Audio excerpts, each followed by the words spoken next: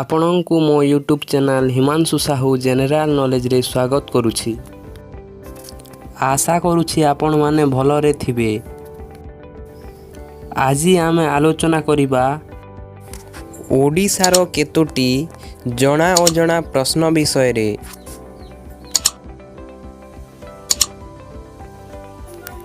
ଭିଡ଼ିଓକୁ ଆରମ୍ଭ କରିବା ଆଗରୁ ଛୋଟିଆ ଅନୁରୋଧଟିଏ, ଯଦି ଆପଣ ଚ୍ୟାନେଲକୁ ନୂଆ କରି ଆସିଥିବେ ତେବେ ଚ୍ୟାନେଲକୁ ସବସ୍କ୍ରାଇବ୍ କରି ବେଲ୍ ଆଇକନ୍କୁ ଦବାଇ ଦେବେ।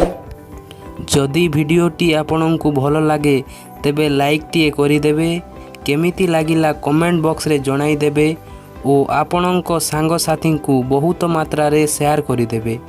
ଚାଲ ଭିଡ଼ିଓକୁ ଡେରି ନକରି ଆରମ୍ଭ କରିବା। ଆଜିର ପ୍ରଥମ ପ୍ରଶ୍ନ ରହିଛି, ଓଡ଼ିଶାର କିଏ ପ୍ରଥମେ ଡକ୍ଟର ଉପାଧି ପାଇଥିଲେ? ଯଦି ଆପଣ ଏ ପ୍ରଶ୍ନର ଉତ୍ତର ଜାଣିଛନ୍ତି ତାହେଲେ କମେଣ୍ଟ ବକ୍ସରେ ଜଣାନ୍ତୁ। ଆପଣଙ୍କ ସମୟ ଆରମ୍ଭ ହେଉଛି।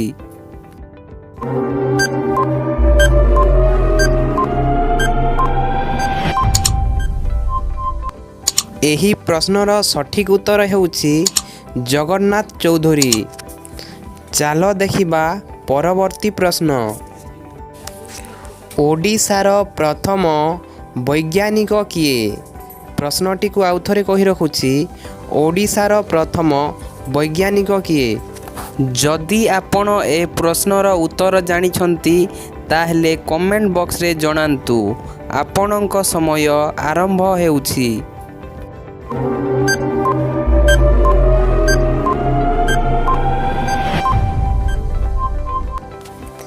ଏହି ପ୍ରଶ୍ନର ସଠିକ୍ ଉତ୍ତର ହେଉଛି ଡକ୍ଟର ପ୍ରାଣକୃଷ୍ଣ ପାଣିଗ୍ରାହୀ।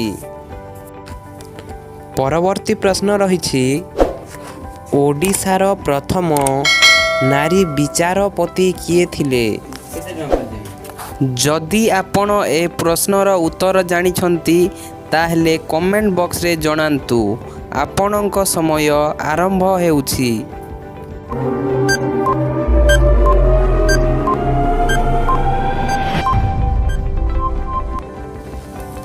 ଏହି ପ୍ରଶ୍ନର ସଠିକ୍ ଉତ୍ତର ହେଉଛି ଅମିୟ ବାଲା ପାଢ଼ୀ।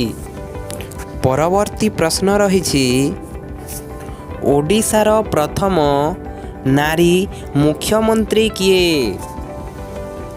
ଯଦି ଆପଣ ଏ ପ୍ରଶ୍ନର ଉତ୍ତର ଜାଣିଛନ୍ତି ତାହେଲେ କମେଣ୍ଟ ବକ୍ସରେ ଜଣାନ୍ତୁ। ଆପଣଙ୍କ ସମୟ ଆରମ୍ଭ ହେଉଛି।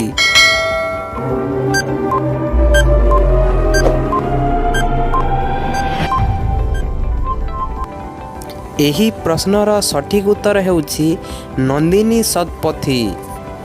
ପରବର୍ତ୍ତୀ ପ୍ରଶ୍ନ ରହିଛି, ଓଡ଼ିଶାର ପ୍ରଥମ ମହିଳା IAS କିଏ?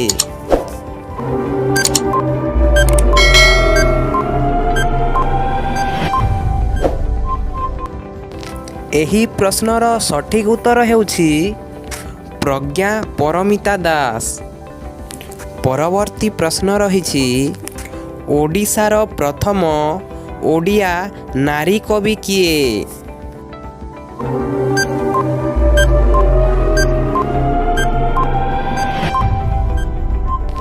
ଏହି ପ୍ରଶ୍ନର ସଠିକ୍ ଉତ୍ତର ହେଉଛି ମାଧବୀ ଦାସ। ପରବର୍ତ୍ତୀ ପ୍ରଶ୍ନ ରହିଛି, ଓଡ଼ିଶାର ପ୍ରଥମ ସମ୍ବାଦପତ୍ରର ସମ୍ପାଦକ କିଏ?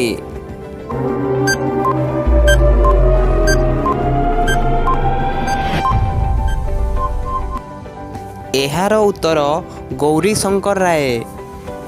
ପରବର୍ତ୍ତୀ ପ୍ରଶ୍ନ ରହିଛି, ଓଡ଼ିଆ ଭାଷାର ସୃଷ୍ଟି କେବେ ହୋଇଥିଲା?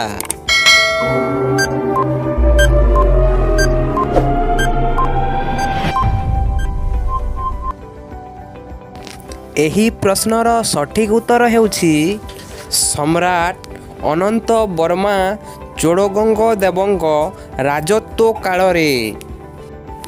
ପରବର୍ତ୍ତୀ ପ୍ରଶ୍ନ ରହିଛି, ପ୍ରଥମେ ଓଡ଼ିଶାର ଇତିହାସ କିଏ ଲେଖିଥିଲେ?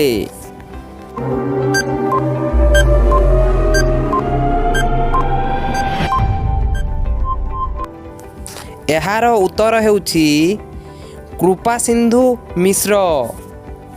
ପରବର୍ତ୍ତୀ ପ୍ରଶ୍ନ ରହିଛି ଓଡ଼ିଶାର କେଉଁ ମହିଳା ସାଇକେଲ ଚଲାଇ ଅର୍ଜୁନ ପୁରସ୍କାର ପାଇଛନ୍ତି?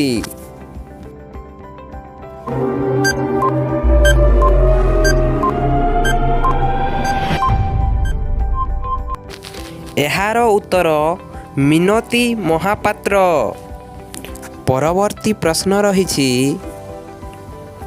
ସ୍ୱତନ୍ତ୍ର ଓଡ଼ିଶା ପ୍ରଦେଶ କେବେ ଗଠିତ ହୋଇଥିଲା?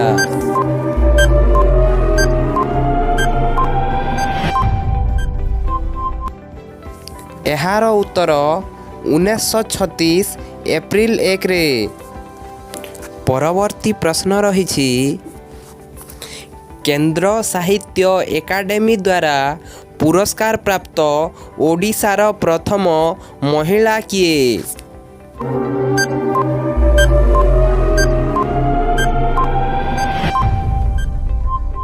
ଏହାର ସଠିକ୍ ଉତ୍ତର ହେଉଛି ବୀଣାପାଣି ମହାନ୍ତି। ପରବର୍ତ୍ତୀ ପ୍ରଶ୍ନ ରହିଛି ସୁପ୍ରିମକୋର୍ଟର ପ୍ରଥମ ଓଡ଼ିଆ ମୁଖ୍ୟ ବିଚାରପତି କିଏ?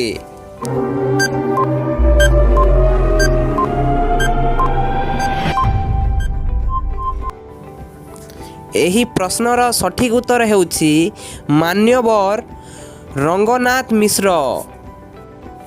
ପରବର୍ତ୍ତୀ ପ୍ରଶ୍ନ ରହିଛି ଓଡ଼ିଶାର କେଉଁ ବୀର ସନ୍ତାନଙ୍କୁ ଉତ୍କଳମଣି ବୋଲି କୁହାଯାଏ?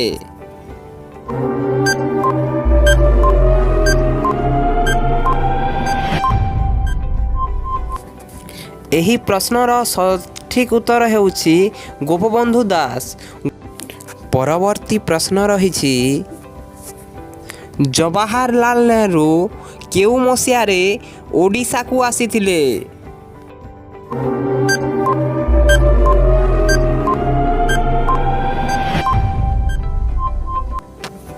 ଏହାର ସଠିକ୍ ଉତ୍ତର ହେଉଛି 1936 ମସିହାରେ। ଆଶା କରୁଛି ଭିଡ଼ିଓଟି ଆପଣମାନଙ୍କୁ ଭଲ ଲାଗିଥିବ। ଯଦି ଭଲ ଲାଗିଛି ତେବେ ଲାଇକ୍ଟିଏ କରିଦେବେ। କେମିତି ଲାଗିଲା କମେଣ୍ଟ ବକ୍ସରେ ଜଣାଇଦେବେ ଓ ଆପଣଙ୍କ ସାଙ୍ଗସାଥିମାନଙ୍କ ସହ ବହୁତ ମାତ୍ରାରେ ସେୟାର କରିଦେବେ। ଯଦି ଆପଣ ଚ୍ୟାନେଲକୁ ନୂଆ କରି ଆସିଥିବେ ତେବେ ଚ୍ୟାନେଲଟିକୁ ସବସ୍କ୍ରାଇବ୍ କରି ବେଲ୍ ଆଇକନ୍କୁ ଦବାଇ ଦେବେ। ଭିଡ଼ିଓଟିକୁ ଶେଷ ଯାଏ ଦେଖିଥିବାରୁ ବହୁତ ବହୁତ ଧନ୍ୟବାଦ। ଆପଣଙ୍କ ଦିନଟି ଶୁଭମୟ ହେଉ। ଜୟ ଜଗନ୍ନାଥ।